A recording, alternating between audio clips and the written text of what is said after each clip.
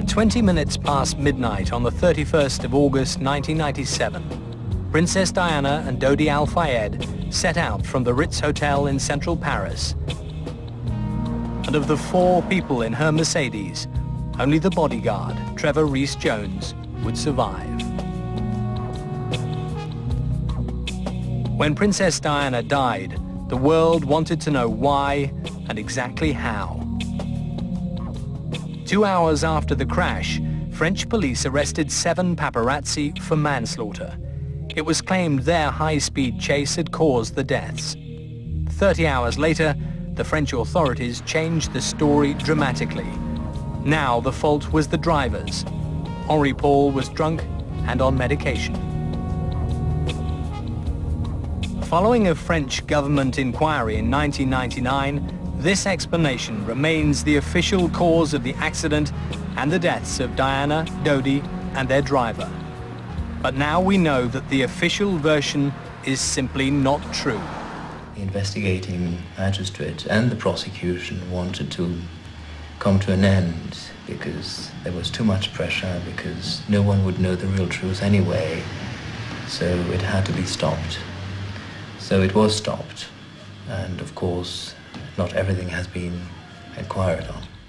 We've been allowed to film the 27 volumes of confidential evidence the French inquiry gathered. None of these documents have been seen before. The files raise a number of very worrying questions about the inquiry. Why was the scene of the accident scrubbed clean and opened within 4 hours of the crash, destroying valuable forensic evidence? Why was the traffic police investigation not included in the official inquiry report? Why was the first witness on the scene ignored and silenced by the police? Why was the autopsy carried out on Henri Paul so blatantly inaccurate? And why were the Secret Service connections of both Henri Paul and another key witness never properly explored? One of our discoveries was this photograph of the Mercedes and its occupants taken just seconds before the crash. Many vital questions have never been properly pursued, let alone answered. And that appears to be no accident.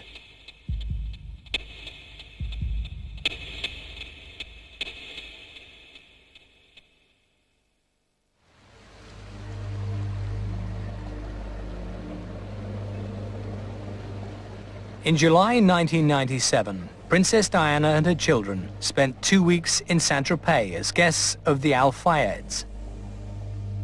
She was a free woman, just divorced and just out of a 2-year love affair.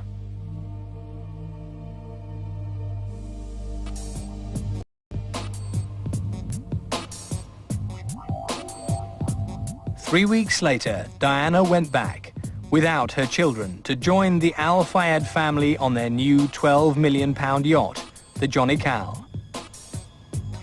During the cruise, Diana made very public her new romance with Dodi Al Fayed. The couple gave great headlines. Princess of the Paradox Diana yo-yoed between posing for stills and pleading for privacy.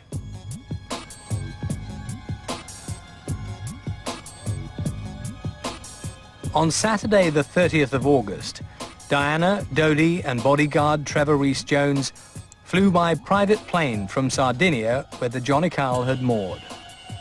They were bound for Paris. The security teams couldn't understand why the paparazzi seemed to be so well informed about their movements. And that wasn't the only thing that bothered Trevor. He complained that Dodi was always overruling Trevor's recommendations on security issues. He recalls leaving the airport in Sardinia and arriving at the airport at Le Bourget. Of course, there was a large number of paparazzi who they always seemed to know the movements of the couple almost as soon as the bodyguards knew them. Fabrice Chasserie is a photographer, and he caught a moment in history. Là, on voit Trevor et Keith Winfield qui descendent de l'avion avec des bagages. The first time all those in the doomed Mercedes met. Suivi par Diana, direct. Là, nous, à ce moment-là, on était à peu près vers... au niveau de la douane.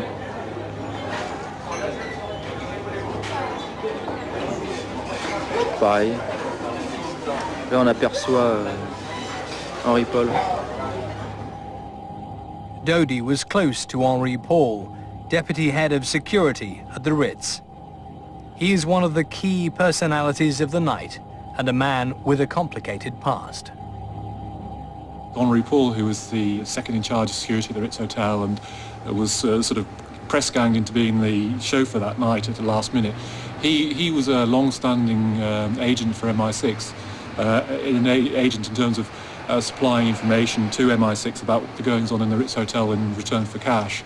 And he'd been working for MI6 since, well, I'd seen his file for the first time in 1992, and from memory he'd been working for MI6 for a few years prior to that. The Secret Service connection was confirmed by Henri Paul's best friend, Claude Garrec. Moi, j'ai toujours su qu'il avait des rapports avec les services secrets, mais dans le cadre de son travail. Pas dans un cadre d'aller trahir qui que ce soit, ou de monter des opérations à son compte. Ça, c'est complètement encore une fois fantaisiste. C'est ça, c'est le fait qu'il occupe cette fonction dans cet hôtel qui l'a l'amenait mis en rapport. Évidemment. Et anglais? Mais anglais, de tout, je veux dire... Tout type de service secret. Arabe, israélien, tout ce que vous voulez. Je veux dire, à partir du moment où cet hôtel-là n'a pas spécialement une clientèle plutôt qu'une autre. The inquiry faced a politically sensitive issue, deciding how much of Henri Paul's past it could reveal. And this was not the only difficult decision.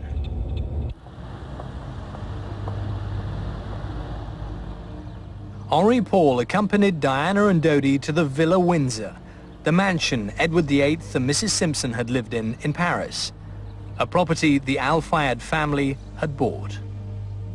I think she was aware that she was a potential Duchess of Windsor, a sort of loose cannon who they were going to watch very carefully, and she was not averse to upsetting them, and I think she quite enjoyed how much the affair with Dodi would upset everybody back at Buckingham Palace, as indeed it did, and a bit of in-your-faceness was in her nature.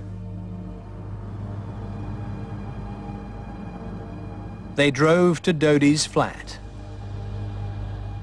Number 1 Rue Arsène-Osé, near the Étoile.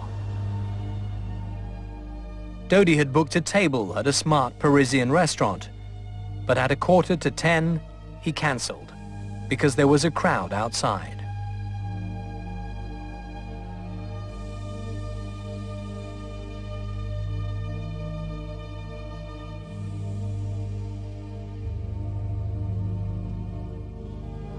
Diana and Dodi returned to the Ritz, the great hotel owned by Dodi's father, Mohammed Al Fayed. The couple ate in the restaurant. She had sole, he had turbot, and then they went up to the £6,000 a night Imperial Suite. Previous occupants included Hermann Goering, Winston Churchill, and Woody Allen.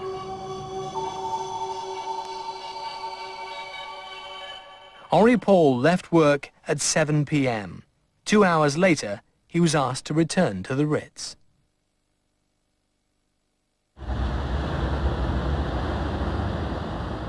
Henri Paul's ultimate boss at the Ritz is also the owner of Harrods in London. Mohammed Al Fayed still ponders what happened that night. Dodi called me. It was about 12 o'clock. He said, I'm going now to the apartments. And he told me, it's a lot of paparazzi. I don't know what they do. The Place Vendôme is full of people. I told him, please, it's so dangerous. Just stay in a hotel. Everything is there. No need for you to go out. He told me, I think I will follow your advice. Why? After Dodi assured me that he's not going to go out,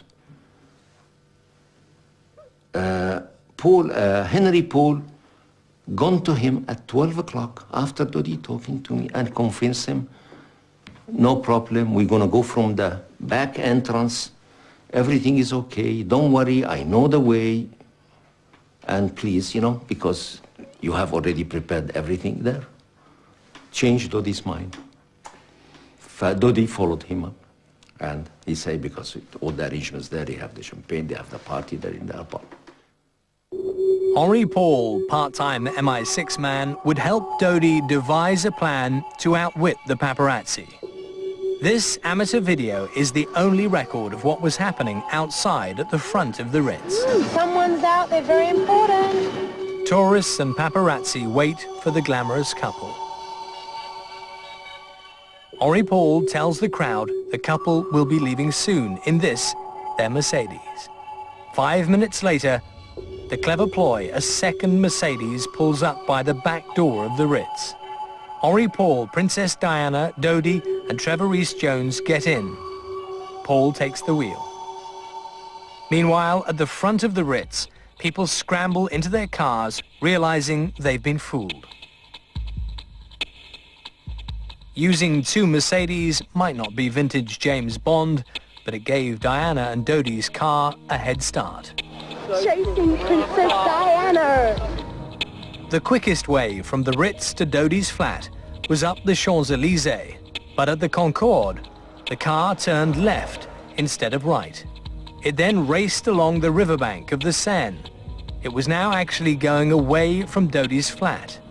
But the French inquiry never asked why they were taking this route. It is a mystery why they were where they were, because there are many different ways of getting to the apartment that they were going to at the top of the Champs-Élysées without going via the Champs-Élysées. Where they were, it's inexplicable. Our access to the files reveals that most witnesses did not see the actual crash because they were either at the entrance or the exit of the tunnel. It's amazing that one crucial witness who was behind the Mercedes was ignored by the inquiry. His name is Eric Patel. Non, je commence à rentrer dans le tournant, là il y a des appels de bar. Parce que la voiture, bon, c'est vrai qu'elle roule assez vite quand même. J'avais pas conscience quoi. Et j'entends comme à un moment où elle arrive à ma hauteur, j'entends comme une implosion. Et malgré mon positionnement, tous les trafiquants que je vous racontais, j'ai entendu cette implosion. Patel was not the only person to hear a strange noise. Clive Guravoudou, who was on the bridge above the Alma Tunnel, he also was a chauffeur, and his car was parked, and he was waiting for the people he was waiting for to come out of their restaurant or cinema or something, and he was having a cigarette on the bridge over the Alma Tunnel, and he heard this car coming towards him, and he heard a very loud noise, and his conclusion, I think, was that the person driving that car had actually engaged neutral and then pressed the accelerator. That was the sound of a racing engine not in gear, which he described. Et comme je venais d'avoir ma moto, je croyais que c'était la mienne. Donc qu'est-ce que je fais? Je ralentis, je regarde si c'est ma moto qui déconne ou etc. Et à ce moment-là, j'entends un grand boom. C'est la voiture qui s'était éclatée contre le poteau avant.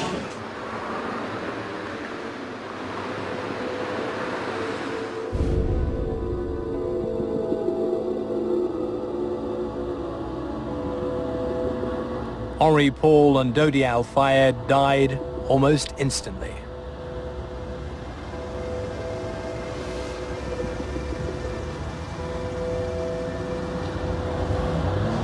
Et donc je prends la personne qui est à l'arrière, donc pas sur le siège, mais côté qui est affalé contre le passager arrière, qui est accroupi sur le passager, sur le dossier du passager avant, au sol, et je la prends pour la mettre en arrière. Et à ce moment-là, la tête me tombe en arrière. Et je vois du sang qui vient de son oreille et du nez. Et sur le coup, c'est marrant, je me suis dit, mais je connais cette personne. Patel went to this phone box and rang the emergency services. Then he went to the nearest police station. He was badly shaken. Je Je me souviens, il y avait pilier de dossiers d'information, vous savez, pour les papiers, etc. Et je les prends, je les jette. Et lui, le réflexe qu'il a, c'est qu'il appelle d'autres personnes pour essayer de me calmer. Mais plus on essayait de me calmer, plus je m'énervais parce que je disais, mais merde, c'est Et eux, ce qu'ils ont fait, ils m'ont maîtrisé. Ils m'ont mis les menottes et ils m'ont mis dans un bureau. Attendez, on va chercher l'inspecteur qui s'occupe de ça. Et voilà. Princess Diana was very badly hurt when she hit the back of Trevor Rees-Jones's seat, but she was not trapped in the metal. Under a flash, the full damage is clear.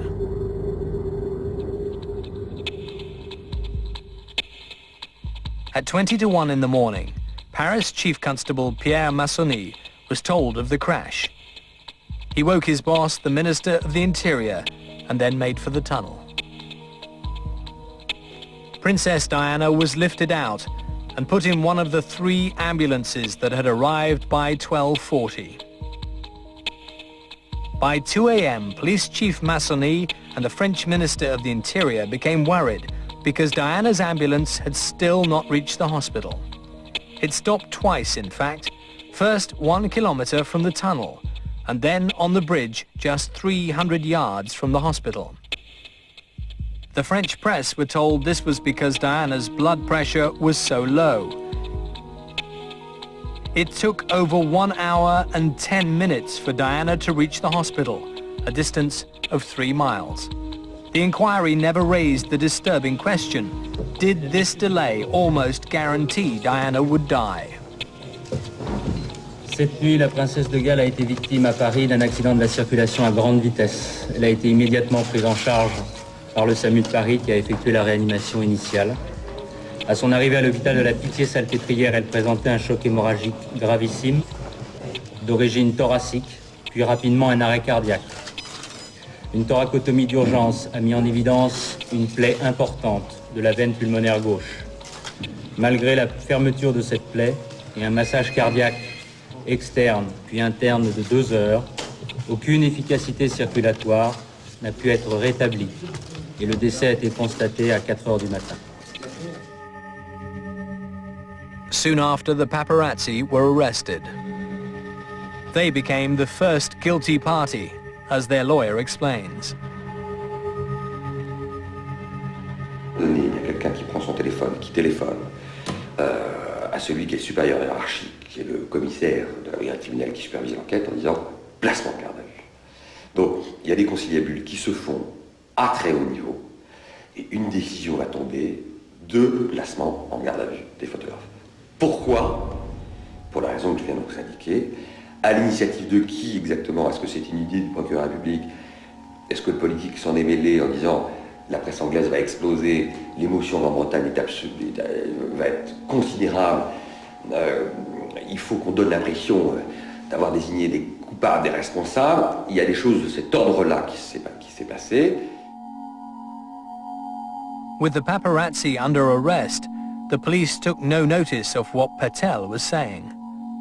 He had seen no paparazzi around him or around the Mercedes, but he was surprised to find himself bundled into a van in handcuffs and taken to Paris police headquarters. Et donc il y a un officiel qui est venu, dont je ne dirai pas le nom, et qui m'a dit simplement qu'il ne valait même pas que je me fasse connaître. Et c'est tout. Il m'a lancé seulement cette menace. Moi je ne savais pas qui c'était à ce moment-là. Et puis voilà, ils disent que ça c'est pas comme ça que ça s'est passé. J'ai compris, j'étais là. Ils vous disent que c'est pas comme ça que ça s'est passé. Ouais. Et ce qu'ils voulaient exactement, ils me l'ont fait. Mais quand ils vous disaient c'est pas possible, ils vous disaient, ils vous suggéraient la façon dont ça avait pu se passer? Non, comme si j'étais pas là. J'avais jamais rien vu, etc. That night, the police briefed the press that Patel was lying. Paris Match's chief reporter had the story from Patel's lawyer 3 days later. Il est arrivé le 3e ou 4e jour et nous avons une longue conversation de 2 heures. Donc j'aurais pu être beaucoup plus actif là-dessus, mais je me méfiais, je ne sais pas pourquoi. Les choses les plus faciles me semblent toujours un peu inquiétantes.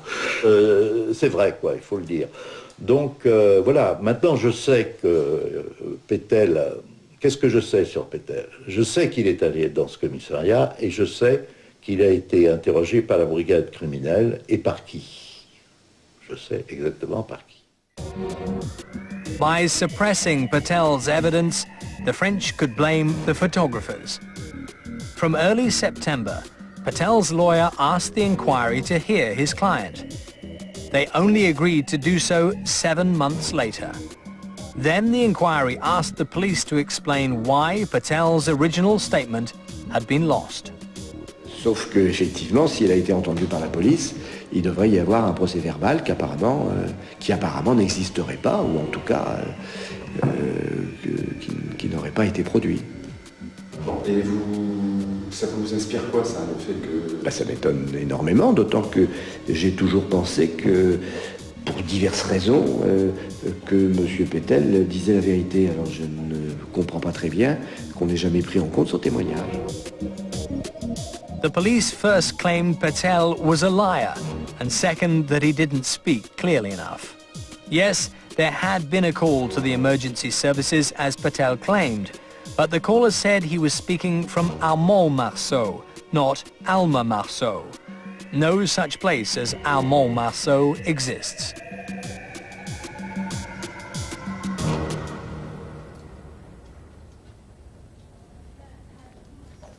Harrods' head of security had worked at Scotland Yard for 26 years. My first concern was I'd learned that the bodyguards had decided not to deploy a backup vehicle, protection vehicle, which was contrary to all of our own rules. That surprised me greatly. I was also very surprised when I learned, particularly from television footage, that the French police had not isolated the tunnel to preserve it for evidence. Whether this was something other than a traffic accident or not, something of this magnitude involving Diana, Princess of Wales, this scene should have been preserved. These extraordinary images are from that night. Vers 7 heures du matin, je suis rentré au tunnel. De l'Alma, au tunnel de l'Alma, parce que je voulais voir l'intérieur. Et je croyais, j'étais sûr que c'était toujours fermé, mais c'était complètement ouvert. Et ça m'a beaucoup surpris, hein, parce que c'était Diana, elle était morte, c'était une grande affaire. Et j'aurais pensé que la police aurait fermé le tunnel pendant même plusieurs journées. Mais c'était complètement ouvert vers 7 heures du matin. Shortly before dawn, the Propreté de Paris, the green vehicles which sweep the streets, sprayed detergent in the tunnel. Not the best way of preserving forensic evidence. Was it a clean-up or a cover-up?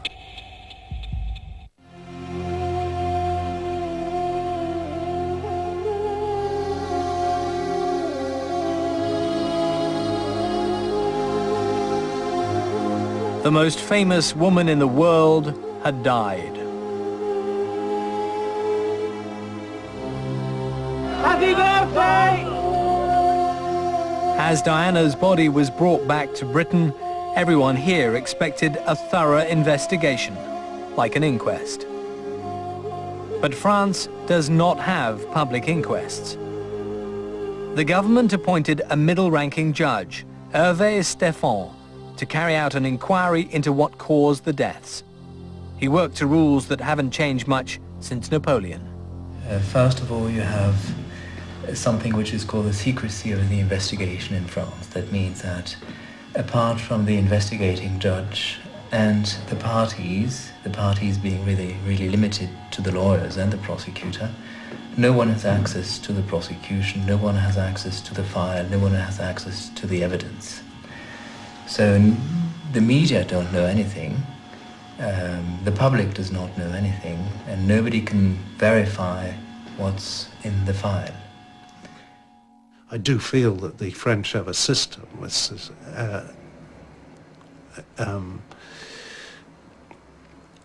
unlike ours, which we call the accusatory system, where you get two sides against one another. Over there they have the inquisitorial system, where an officer of the state conducts the inquiry with the assistance of the police. And of course all officers of the state are paid by the state and beholden to the state. And one is, shall one say, in no circumstances sceptical as to whether or not there can be interference from above.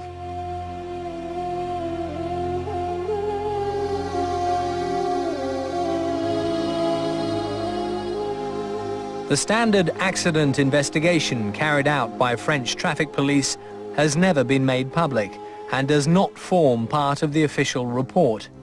But Patrick Chauvel, a well-known French photographer, did speak at some length to traffic police who carried out the original investigation.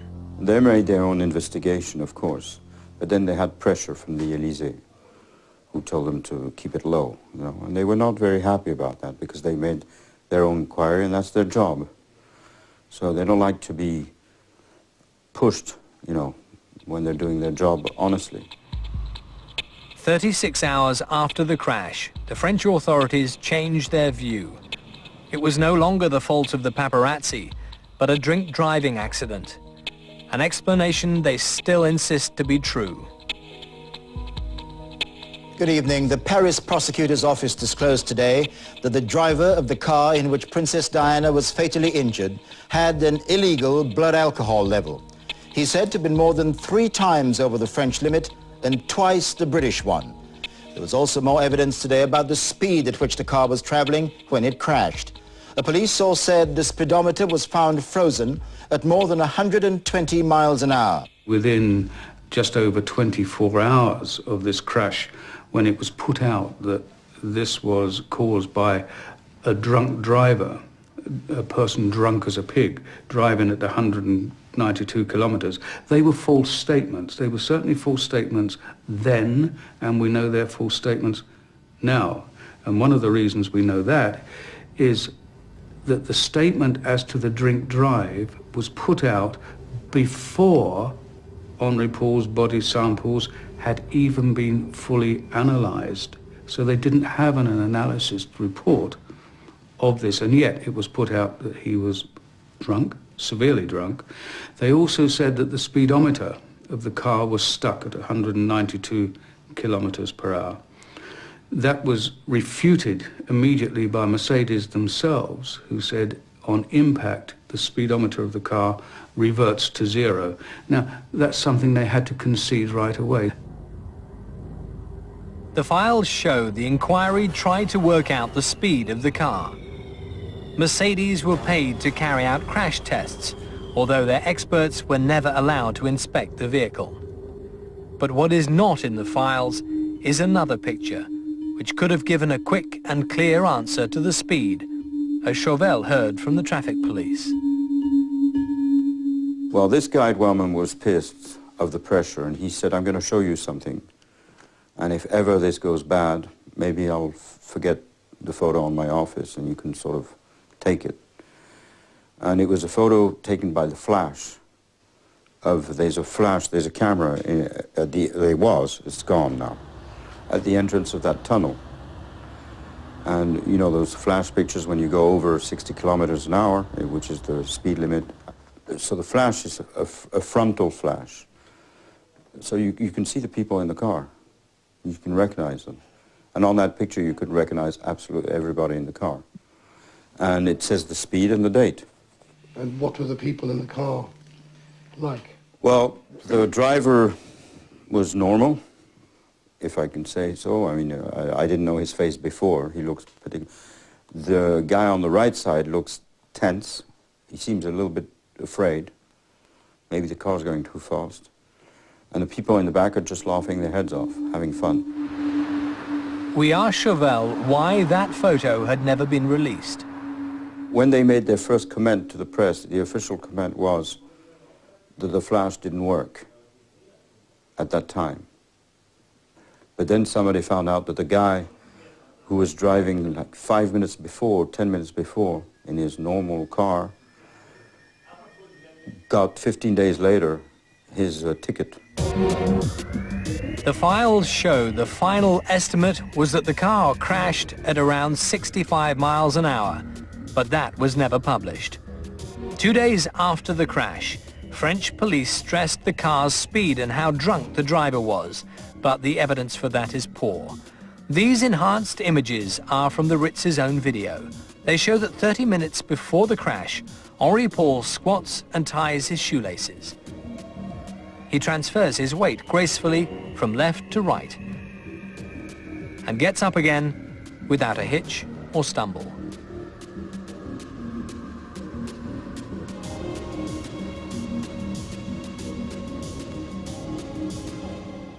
Paul spent 2 hours before setting off from the Ritz in the company of Trevor Rees-Jones. Did Trevor Rees-Jones have any feeling that Henri Paul was drunk? No, none whatsoever. He would, in fact, not have permitted in any shape or form anybody he had suspicion of having drunk to drive the car. That was an essential part of his job, to ensure the couple's security. The autopsy on Henri Paul was carried out by Professor Dominique Leconte and Dr. Gilbert Pépin. They concluded that Henri Paul's blood had 1.74 grams of alcohol, twice the legal limit in Britain. He also had legal medication and an average of 20.7% of carbon monoxide. The carbon monoxide reading is bizarre because such a high level leads to erratic behavior. Pas possible. Car plus de 20% de monoxyde de carbone, on ne peut pas conduire. On ne peut pas se tenir debout. On vomit. On a mal à la tête. Donc on aurait décelé chez M. Paul un comportement tout à fait anormal. Il n'aurait pas pu prendre la voiture puisque au moins le garde du corps l'aurait empêché de prendre le volant.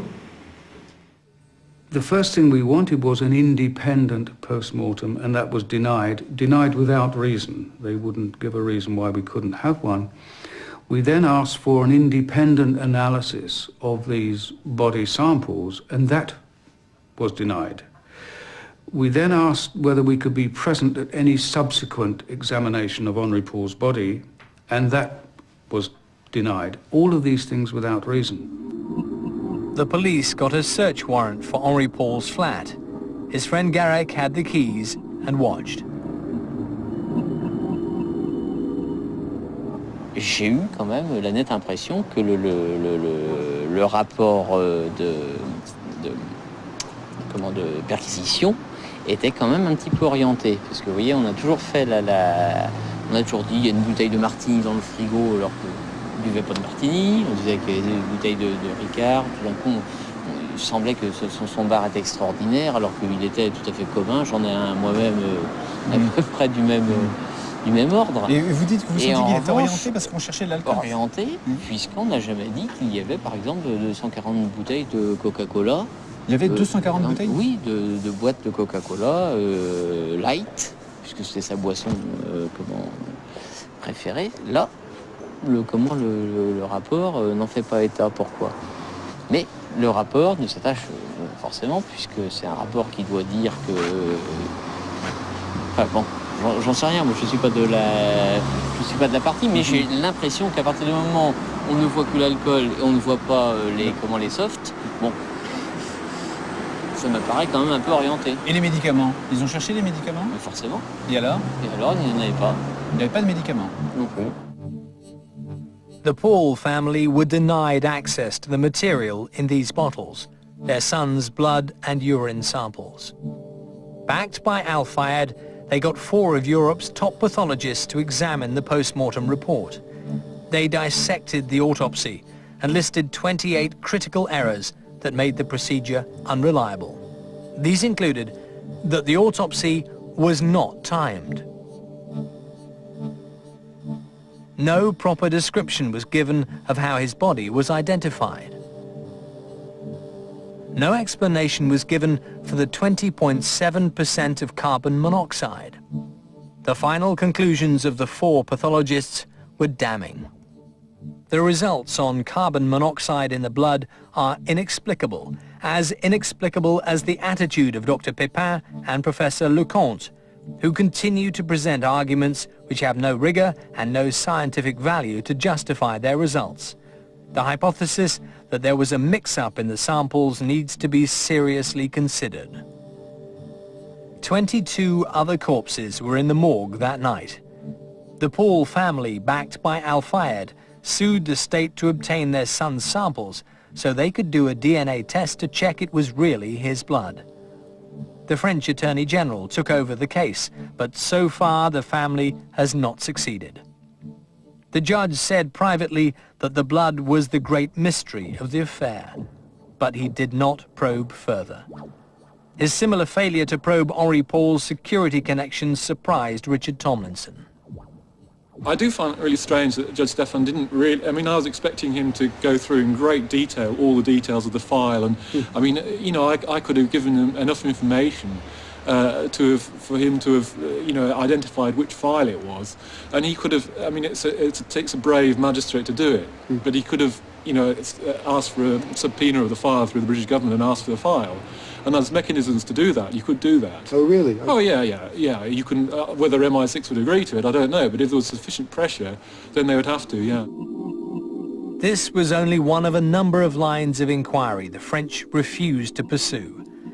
For Mohammed Al Fayed, it was a personal tragedy, but it could also have become a business problem. Trevor Rees-Jones's lawyers wanted the inquiry to consider whether the Ritz and the firm that owned the Mercedes Étoile limousine might have been negligent. The Mercedes Diana used had been stolen 3 months earlier and its electronics ripped out. Had the repairs been properly carried out?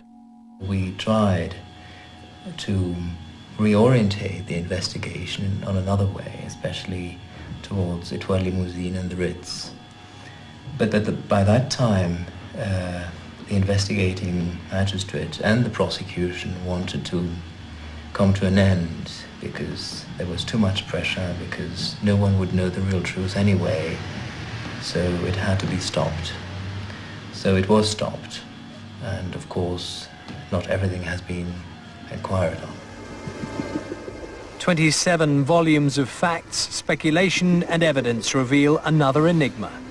Dodi had his mobile phone that night, and yet astonishingly, when the police logged all the possessions of the victims, they found he had no papers, no lighter, no cigarettes, and certainly no mobile phone. All that was on his body was 1,000 francs. Did you get the impression that stuff had been found in the car which we were not told about? Yes, they found stuff in the car, which was not especially unusual. In lots of car accidents you have dope. But the dope was not in the driver's hand, it was in the passenger, so what? But what they didn't like is the pressure. Suddenly the Élysée told them to keep it low. A high-ranking police source confirmed to us Patrick Chauvel's claims that illegal drugs were found in the car and the existence of the speed camera photo, which has never been produced. Some evidence seems to have gone missing. Some evidence doesn't seem to have been followed up. In the files, we also found this photograph, taken between 20 and 22 minutes past midnight. There is one picture or two which is obviously taken from before the car. Somebody has to drive before the car to take that picture, especially since you see Trevor Rees-Jones looking into the mirror. But I can't say exactly where that picture was taken. It was obviously taken somewhere in the tunnel, but I can't say if it's in the beginning of the tunnel or in the middle or after some sort of accident or wherever. But it's taken in the Alma tunnel? Yes. So who took this photo? We may never know. 17 days after the crash, the paparazzi were no longer under arrest for manslaughter, but were still charged with failure to help the victims. The inquiry had leaked Henri Paul was drunk. Then another new development, which appeared to explain how the accident happened. The police said they'd found debris from a white Fiat Uno in the tunnel. It was suggested the Fiat was in front of the Mercedes. The Mercedes wing mirror was found at this point, with traces of another car's paintwork and shards of a Fiat tail light. The Mercedes was thrown into the right-hand wall, then hurled across into the 13th pillar in the middle of the tunnel. The police started a massive search operation, but only questioned owners of white Fiat Unos in the Paris area. They drew a blank. But Al Fayed's detectives did better and tracked down this Fiat Uno. Its rear tail light had been fixed, and it belonged to a paparazzi. La princesse. Te voilà bien. His name was James Anderson. His past was even more mysterious than Henri Paul's. James Anderson made no secret of the fact he had a white Fiat Uno when French television profiled him 3 years ago. Il y a une très bonne anecdote, car c'est une voiture qui a 325 000 km maintenant. Une année, je fais quelques photos de M. Gianni Agnelli à Saint-Jean-Cap-Ferrat. Il se baignait sur son bateau, le Capriccia.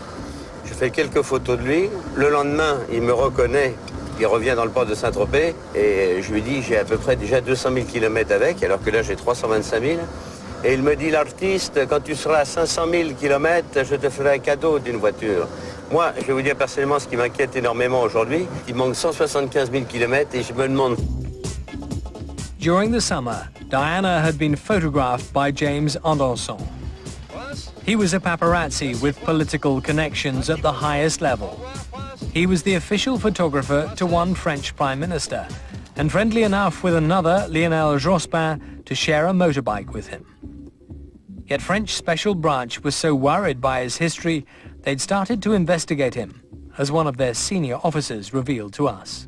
Au mois d'août 97, nous avons pu apprendre qu'il avait passé plusieurs jours sur le yacht où se trouvait la princesse et Al Fayed, ce qui franchement n'est pas très normal, n'est pas très courant pour un journaliste. Il était sur le yacht même. Et pas 1 heure, mais il y aurait passé sans doute 2 ou 3 jours. Oui, ce sont des sources fiables. Richard Tomlinson recalls a figure like Anderson in MI6.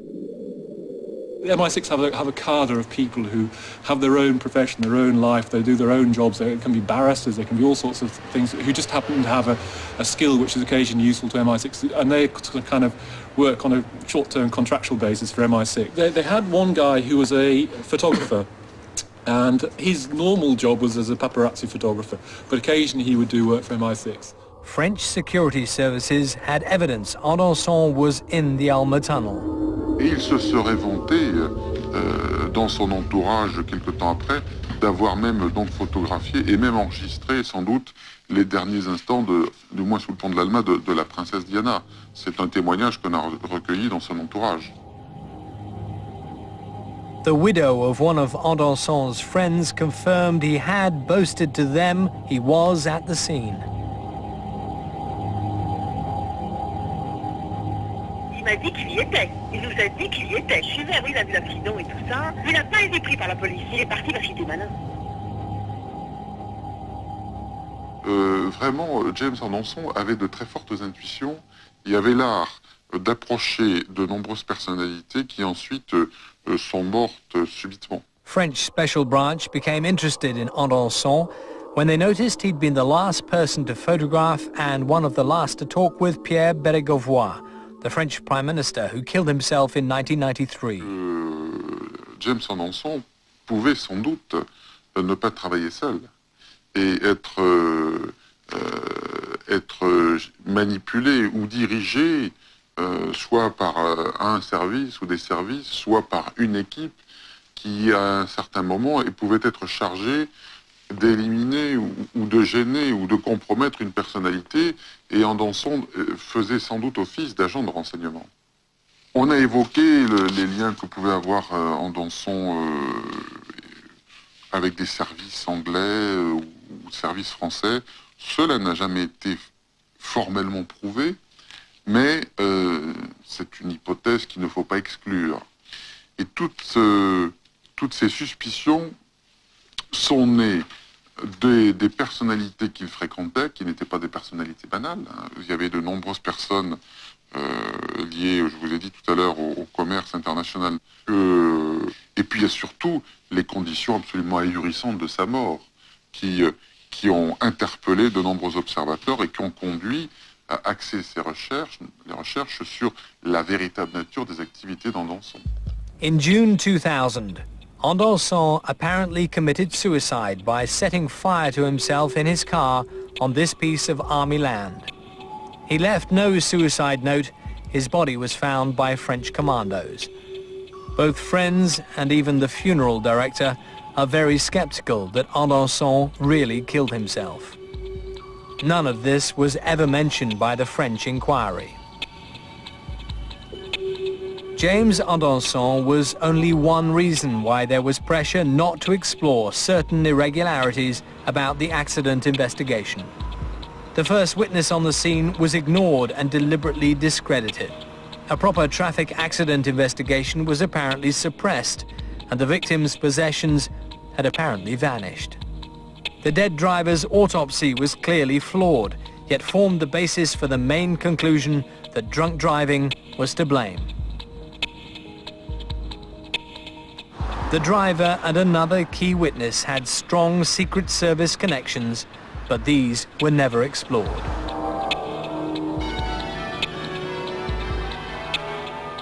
For the millions who admired Diana, the questions we've raised will be disturbing. A British inquest promised nearly 6 years ago has still not taken place, even though it's standard practice in the event of an unusual death when a body is brought back to the UK for burial. Such an inquest might offer the true explanation for the crash, and it would still be possible after all this time.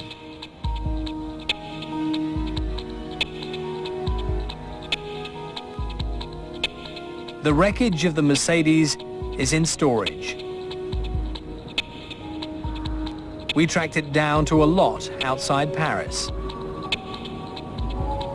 It's in this orange container. One key witness is dead, but many others are still alive. It may have suited the French authorities to blame this man, the driver, Henri Paul. But we know the real causes for the crash that killed Diana were more complex and murky. The truth has been suppressed, and possibly suppressed for good.